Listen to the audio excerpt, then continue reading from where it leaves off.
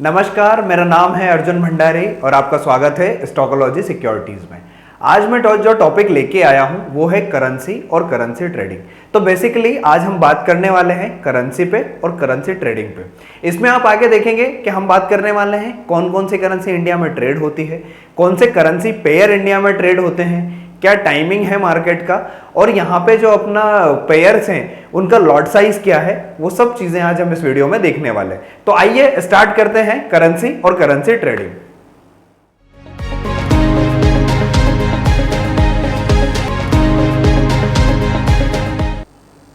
हम बात कर रहे थे करेंसी और करेंसी ट्रेडिंग की। तो सबसे पहले हम करेंसी समझ लेते हैं कि ये करेंसी क्या होती है, फिर उसी की ट्रेडिंग तो फिर कर पाएंगे। तो पहले हम करेंसी देखेंगे, ठीक है। करेंसी का बेसिकली ऐसे समझिए कि करेंसी क्या, जैसे कि मेरे पास आप मनी समझिए, है ना। मैं मान लेता हूं मेरे पास 100 रुपए हैं। 100 रुपए हैं तो मैं कोई चीज लेने गया तो मैं उस 100 रुपए से कोई चीज खरीद सकता हूं, है ना। तो वहां पे मैं क्या दूंगा, एक करेंसी दूंगा, मतलब मैं मनी दूंगा। बेसिकली होता क्या है कि इंडिया की एक करेंसी है जो हमारे यहाँ चलती है, जो कि इंडियन रुपए है ना। आप यूएस में जाएंगे तो वहां पे इंडियन रुपए तो चलता नहीं है, वहां पे क्या चलता है, वहां चलता है यूएसडी, यूएस डॉलर, ठीक है। ऐसे ही अगर आप ब्रिटेन में जाएंगे तो वहां पे क्या चलता है, वहां चलता है पाउंड, है ना। जापान में जाएंगे तो वहां पे चलता है जापानीज येन। तो इस टाइप से क्या होता है, अलग अलग कंट्री की अलग अलग करेंसी होती है। इतना समझ में आया कि करेंसी क्या होती है, ठीक है। करेंसी का मैं एक बार डेफिनेशन भी दिखा देता हूं आपको, होता क्या करेंसी की डेफिनेशन है और हम कैसे देखने वाले हैं, है ना। ये करेंसी की डेफिनेशन ली है मैंने। करेंसी की बेसिकली डेफिनेशन क्या है कि money in the form of paper और coin issued by a government and accepted at a face value, ठीक है। तो क्या हो गया यहाँ पे, जो मनी हो गई, जो करेंसी हो गई हमारी, वो किसी भी कंट्री की गवर्नमेंट करती है करेंसी के, करेंसी प्रिंट कर दी, जैसे 100 रुपए का नोट हो गया तो हमारी गवर्नमेंट ने, मतलब हमारी जो आरबीआई है, सेंट्रल बैंक है, उसने वो मनी प्रिंट करी है, तो वही हमारी करेंसी हो गई। ऐसे ही जो फेड है यूएस में, वो यूएस डॉलर प्रिंट करती है, वो उनके यहाँ चलता है, ठीक है। अब ये करेंसी आई कहां से, थोड़ा सा पास्ट है, हल्का सा है, ज्यादा नहीं है, हल्का सा पास देखेंगे कि करेंसी आई कहां से। सबसे पहले क्या होता था कि चीजें एक दूसरे के एक्सचेंज करते थे। पहले करेंसी नहीं थी, जैसे पहले पैसे नहीं चलते थे, तो क्या करते थे कि जैसे मुझे कोई सामान चाहिए, सपोज कीजिए मुझे वीट चाहिए, है ना, किसी से गेहूं चाहिए और किसी के पास कॉटन है, तो मैं क्या करूंगा कि मुझे गेहूं चाहिए और उनके पास गेहूं है, तो मैं उनसे क्या कर लूंगा, गेहूं ले लूंगा, और मेरे पास क्या है, कॉटन है या कुछ और चीज है, तो मैं वो चीज उनको दे दूंगा और उनसे वो चीज ले लूंगा। पहले ये चलता था।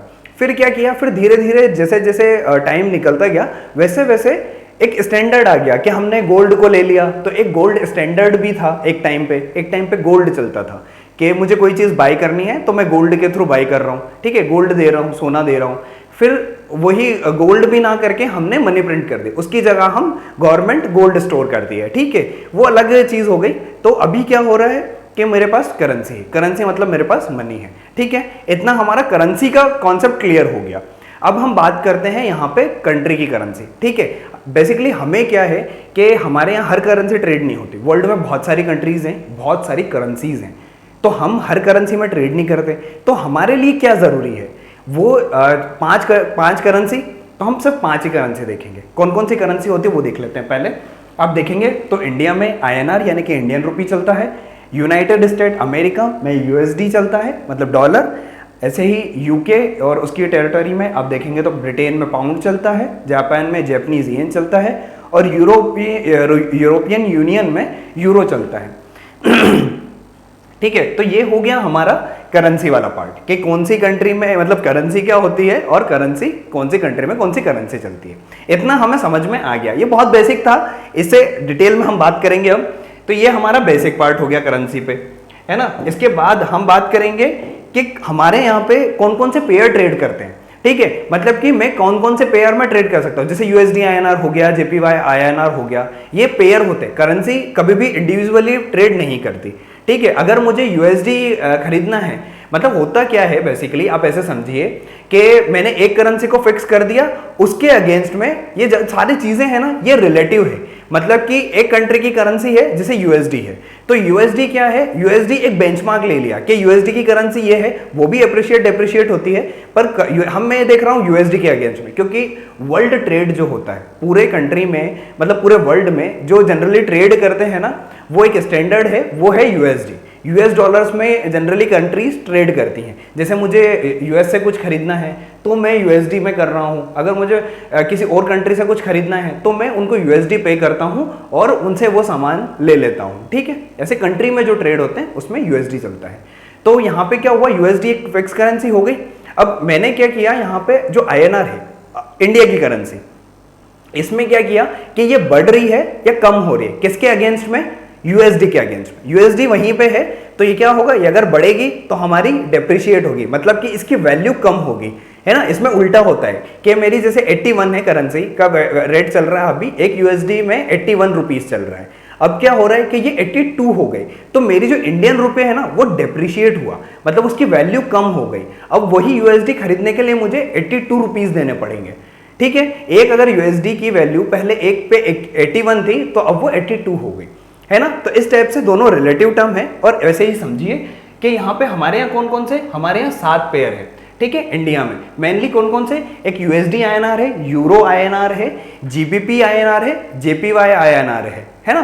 तो ये हमारे यहाँ 4 तो मेजर वो हो गए जिनमें हम ट्रेड करते हैं इंडियन रुपी के अगेंस्ट में, और 3 ये हो गए जो क्रॉस पेयर हो गए, मतलब कि यूरो यूएसडी हो गया, जेबीपीवाई यूएसडी हो गया, और यूएसडी जेपीवाई हो गया जो जापानीज की है, ठीक है। तो ये हो गया मेरा कंट्री के 7 पेयर ट्रेड करते हैं। मेरे यहाँ पे कौन कौन से पेयर ट्रेड करते हैं, जो इंडिया में, इंडिया मार्केट 9 बजे से लेके 5 बजे तक डेली ओपन रहता है, उसके बीच में मैं करेंसी बाय कर सकता हूँ, सेल कर सकता हूँ। बेसिकली करेंसी में ना करके हम करेंसी के फ्यूचर और ऑप्शन जो लिस्टेड है ना एनएससी पे, बीएससी पे, वो करते हैं हम इनके फ्यूचर और ऑप्शन में ट्रेड, ठीक है। तो अभी जो फॉरेक्स है, मतलब ये एक मार्केट है, करेंसी मार्केट, जिसको वर्ल्ड लेवल पे हम फॉरेक्स बोलते हैं, ठीक है। अब क्या हो गया, फॉरेक्स जो मार्केट है ना वो इंटरनेशनल वर्ल्ड लेवल पे हो गया, पूरे इंटरनेशनल लेवल पे। वहां पे क्या होता है, ये ऑलमोस्ट दिन भर ही खुला रहता है, क्योंकि सब कंट्री की टाइमिंग अलग अलग है, ठीक है। तो किसी कंट्री में किस टाइम पे ओपन है, किसी कंट्री में किस टाइम पे ओपन है, इस टाइम ऐसे होता है इसमें। तो मेरा जो वर्ल्ड लेवल पे आप करेंसी ट्रेडिंग देखेंगे, फॉरेक्स मार्केट देखेंगे ना, वो अप्रैल 2022 का डाटा है। उसमें जो यहाँ पे आप देखिए, जो बैंक ऑफ इंटरनेशनल है उनका ये डाटा है 7.5 ट्रिलियन का। ये डेली ट्रेड होता है इतनी करेंसी, आप इमेजिन कर पा रहे कि कितना बड़ा है, 7.5 ट्रिलियन, मतलब हमारी इंडियन इकोनॉमी है 3.7 3.8 ट्रिलियन की, और 7.5 ट्रिलियन मनी डेली ट्रेड करती है। तो अब देख रहे कितना बड़ा मार्केट है। हमारे यहाँ 3 ही उसमें होता है, एनएससी, बीएससी और एक एमसीएक्स है। तो 3 हमारे यहाँ मेजर एक्सचेंजेस हैं, उन्हीं में हम ट्रेड करते हैं इंडिया में, ठीक है। तो ये तो हो गया हमारा इंडियन करेंसी का, और जो बेसिकली पेयर ट्रेड होते हैं। अब है क्या कि ये जो करेंसी है ये पेयर्स में ट्रेड हो रही है, तो इसमें एक बेस करेंसी हो जाती है, एक कोटेशन करेंसी हो जाती है। आप यहाँ देख रहे हैं, एक बेस करेंसी हो गई, एक कोटेशन करेंसी हो गई। अब मैं देख रहा हूं इसमें जो यूएसडी आईएनआर है ना मेरा, तो इसमें जो यूएसडी है वो बेस करेंसी हो जाएगी, और आईएनआर कौन सी हो जाएगी, कोटेशन करेंसी। और ये जो आईएनआर की है ना, यही वैल्यू यहाँ पे शो करेगी।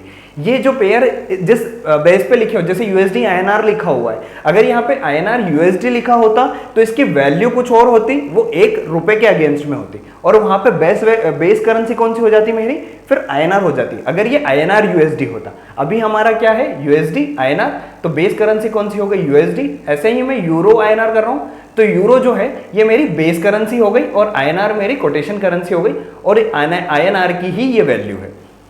इस टाइप से करेंसी का मेरा ये टर्मिनोलॉजी है जो कि यूज करता हूं इसमें, ठीक है। अब यहाँ पे क्या होता है कि मेरी जो करेंसी है वो फ्यूचर और ऑप्शन में ट्रेड करती है, तो उनका एक लॉट साइज होगा। जैसे कि हम ट्रेड करते हैं निफ्टी में, बैंक निफ्टी में, तो वहां पे जो है, अब मेरा यहाँ पे क्या है, वहां पे मेरा जो बेस है वो किसको मान लेता हूं मैं, निफ्टी को। निफ्टी मेरा वो हो जाता है, उसका कॉन्ट्रैक्ट होता है जिसमें मैं ट्रेड करता हूँ। निफ्टी का फ्यूचर का कॉन्ट्रैक्ट है जिसका एक की लॉट साइज 50 है ना, एक लॉट में 50 है, यहाँ एक लॉट में 1000 होते हैं। किसमें, यूएसडी आईएनआर में। यूरो आईएनआर में भी 1000 होते हैं। बस यहाँ पे एक डिफरेंस ये है कि जो जेपीवाई आईएनआर है ना, उसका एक लॉट का साइज है 1 लाख, है ना, और यहाँ पे इसका भी 1000 ही है। तो यहाँ पे जो मैं खरीदता हूँ, मैंने मान लीजिए 1 लॉट खरीदा, तो एक लॉट खरीदने का मतलब क्या हुआ वो जान लेते हैं। एक लॉट खरीदने का मतलब होता है कि मैं 1000 यूएसडी बाय कर रहा हूं, 1000 यूएसडी मैं बाय कर रहा हूं, ठीक है। ये किससे भाव पे बाय कर रहा हूं मैं, 81 रुपीज .9625 पे। ये इस टाइप से होता है। तो मैंने बाई किया अगर एक लॉट यूएसडी आईएनआर का, तो उसका मतलब होता है कि मैंने 1000 यूएस डॉलर्स बाई कर रहा हूं मैं, ठीक है। इसमें क्या होता है कि हमें इतना अमाउंट पे नहीं करना होता, जैसे 81 और 1000 तो मतलब 81,000 हो गया, पर इतना अमाउंट मुझे पे नहीं करना। इसका एक मार्जिन होता है इस कॉन्ट्रैक्ट को खरीदने का, मार्जिन की बात हम बाद में करेंगे, पहले ये समझ लेते हैं, ठीक है। तो इसमें क्या हो गया, एक मैंने लिया स्ट्रेंथनिंग और एक लिया वीकनिंग। अब ये क्या होता है ये समझ लेते हैं। इतना आपको समझ में आया होगा कि करेंसी क्या है, बेस करेंसी, कोटेशन करेंसी। मेरे जो फ्यूचर है उनके लॉट साइज क्या है और उनकी मैंने आगे वैल्यू लिख रखी है। आप चाहे तो इसका स्क्रीनशॉट भी ले लें तो आपके फ्यूचर रेफरेंस के लिए ये काम आ जाएगा, ठीक है। अब यहाँ पे क्या हो रहा है कि एक हो रही है स्ट्रेंथ, एक हो रही है वीक। अब यहाँ पे आप ऐसे समझिए कि दो चीजें हैं, ठीक है। अभी क्या है, ये दोनों चीजें बराबर है। अगर एक चीज को मैं ऊपर कर दूंगा तो ये चीज ऑटोमेटिकली क्या हो जाएगी, कम हो जाएगी, है ना। मतलब मैंने एक को बढ़ा दिया तो दूसरी चीज क्या हो गई, ऑटोमेटिकली ही कम हो गई, नीचे हो गई। यही होता है इसमें क्या होता है, जो यूएसडी है ना उसको मैंने फिक्स मान लिया। अब जो मेरे करेंसी है उसकी अगर प्राइस बढ़ रही है तो मैं मानता हूं कि वो वीक हो रही है, अगर कम हो रही है तो मैं मानता हूं कि वो स्ट्रांग हो रही है, ठीक है। इसमें उल्टा टर्म यूज होता है। अगर मेरी, एक बार और सुनिएगा ध्यान से, मेरी ये यूएस डॉलर है जो कि फिक्स है, ये मेरी इंडियन करेंसी है, ठीक है। अब ये 81 रुपीज चल रही है, यहाँ पे गई तो 82 हो गई, 82 हो गई तो मैं क्या मानता हूं कि मेरी करेंसी वीक हो गई। वापस यही आई, बराबर हो गई, मतलब एक लेवल पे आ गई जिस पे पहले चल रही थी, मैंने वो बराबर वाला मान लिया। तो ऊपर जाऊंगा मैं तो वीक हो जाएगी, नीचे जाऊंगा तो स्ट्रेंथ हो जाएगी। ऐसे ही कंपैरिजन में सारी जो है हमारे जो पेयर्स हैं वो इसी तरीके से काम करते हैं। तो मुझे क्या करना है, अगर मुझे लग रहा है कि रुपए वीक हो सकता है, मतलब कि अभी 81 चल रहा है, मुझे लगता है कि वीक हो सकता है, वीक हो सकता है मतलब उसका प्राइस बढ़ सकता है, मतलब वो 82 हो सकता है, 83 हो सकता है। तो मैं क्या कर लूंगा, यहाँ पे यूएस डॉलर्स बाई कर लूंगा। कहाँ पे बाई किया मैंने, 81 पे। मैं सेल आउट कहाँ कर दूंगा, जब 82 या 83 हो जाएगा, है ना। तो यहाँ पे मैंने यूएसडी बाई कर लिया। इस टाइप से ये मेरा पहला पार्ट हो गया कि मैंने यहाँ पे देख लिया कि क्या हो रहा है यहाँ पे, ठीक है। अब अपन बात करते हैं इसके कॉन्ट्रैक्ट की, कि ठीक है इतना तो हो गया, मुझे ये भी समझ में आ गया कि मेरे कॉन्ट्रैक्ट्स जो फ्यूचर और डेरिवेटिव, मतलब डेरिवेटिव उसमें कॉन्ट्रैक्ट है, एक फ्यूचर है, ऑप्शन है। फ्यूचर और ऑप्शन अगर आपको नहीं पता तो उसके लिए आपको हमारा दूसरा वीडियो देखना होगा, फ्यूचर और ऑप्शन का, मैंने अलग से वीडियो बना रखा है, आप उसको जाके देखिए। ये जो है बेसिकली करेंसी पे बात कर रहे हैं तो हम करेंसी पे ही फोकस रखेंगे इसमें। अब यहाँ पे जो फ्यूचर और ऑप्शन के कॉन्ट्रैक्ट है, तो फ्यूचर जो कॉन्ट्रैक्ट है ना वो होते हैं 12th मंथ के ओपन, और जो वीकली और इसमें वीकली और मंथली एक्सपायरी होती है। वीकली एक्सपायरी की पहले बात करें तो इसमें 11 कॉन्ट्रैक्ट होते हैं, 11 वीक के कॉन्ट्रैक्ट होते हैं। हर कॉन्ट्रैक्ट मतलब उसकी वीकली एक्सपायरी होती है, तो वीक को फ्राइडे को 12 बजे वो कॉन्ट्रैक्ट एक्सपायर हो जाता है। इसमें कब एक्सपायर होता है, 12 बजे, ठीक है। और जो मेरा मंथली है वो मंथ की लास्ट डेट जो होती है, जैसे आज 31 है तो 31 को अगर फ्राइडे है, मार्च की बात करूं मैं, तो मेरी 28 को मतलब 2 दिन पहले वो जो करेंसी का वो जो कॉन्ट्रैक्ट है मंथली वाला वो एक्सपायर हो जाएगा। आप देखेंगे तो इसमें क्या होता है, यूएसडी आईएनआर, और उसके पीछे वहां पे आपको डेट भी लिखी होती है कि 17 मार्च का है, ये 28 मार्च का है। वो जो होती है ना वो होती है अपनी एक्सपायरी डेट, ठीक है। इतना मुझे समझ में आया। अब ये है एनएससी का डाटा, ठीक है, ये मार्केट डाटा है एनएससी का। करेंसी डेरिवेटिव में जाएंगे तो आपको मिल जाएगा। यहां पे आप देख रहे हैं यूएसडी आईएनआर लिखा हुआ है, उसकी एक्सपायरी डेट लिखी हुई है, ठीक है। यहां पे आप देखिए उसका लेटेस्ट प्राइस कितना चल रहा है, उसमें चेंज कितना हुआ है, परसेंटेज चेंज, उसके बाद उसमें कितना वॉल्यूम आया, उसके कॉन्ट्रैक्ट कितने बाय या सेल हुआ है, उनकी वैल्यू लिखी हुई है, ठीक है, कितने ओपन इंटरेस्ट हैं। ये जो ओपन इंटरेस्ट है ना और वॉल्यूम है, ये भी आपको फ्यूचर और डेरिवेटिव के वहीं जाके देखना होगा, ठीक है। यहां मैं एक्सप्लेन नहीं कर रहा हूं। तो ये वाला हो गया मेरा पूरा डाटा। तो इसमें आप देख के ये आइडिया लगा सकते हैं कि मेरा जब इसमें जाएंगे ना आप, जो पूरे कॉन्ट्रैक्ट देखेंगे तो आपको ये पता लग जाएगा कि कौन सा कॉन्ट्रैक्ट लिक्विडिटी है, किस कॉन्ट्रैक्ट में वॉल्यूम है। तो अगर हमको ट्रेड करना है तो हम लिक्विडेट जो है जिनमें वॉल्यूम है उन्हीं में ट्रेड करेंगे।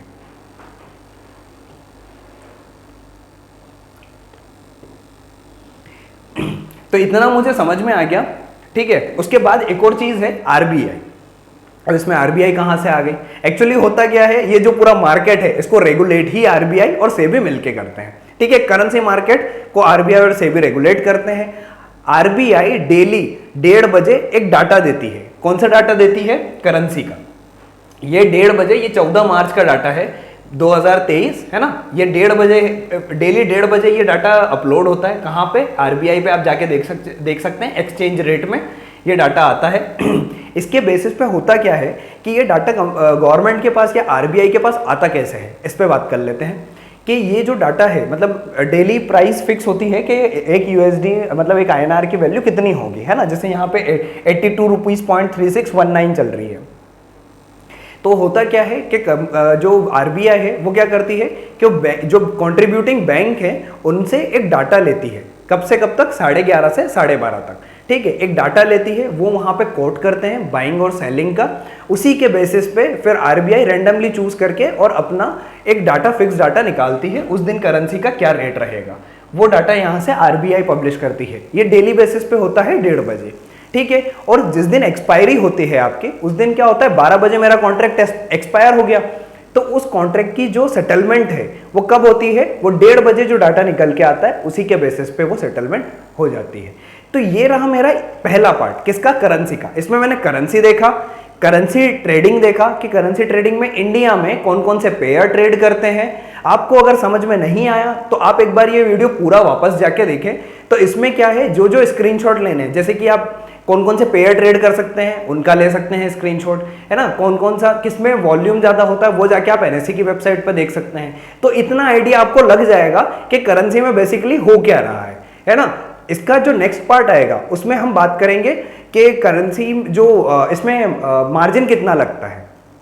इसके बाद आपको चार्ट कौन सा देखना है और न्यूज़ कौन सी फॉलो करनी है। ये सारी चीज़ें इसका नेक्स्ट पार्ट में हम बात करेंगे। अभी के लिए हमने जो ये कॉन्ट्रैक्ट है उसकी बात करी, फ्यूचर की बात करी, उसमें पेयर्स की बात करी, ठीक है। उनकी क्या बेस करेंसी है, क्या कोटेशन करेंसी और उसकी क्या वैल्यू है, इसके बारे में बात करी थी, ठीक है। इतना तो आई होप समझ में आया होगा। इसका जो नेक्स्ट पार्ट आएगा उसमें आप आगे देख सकते हैं। Okay, thank you.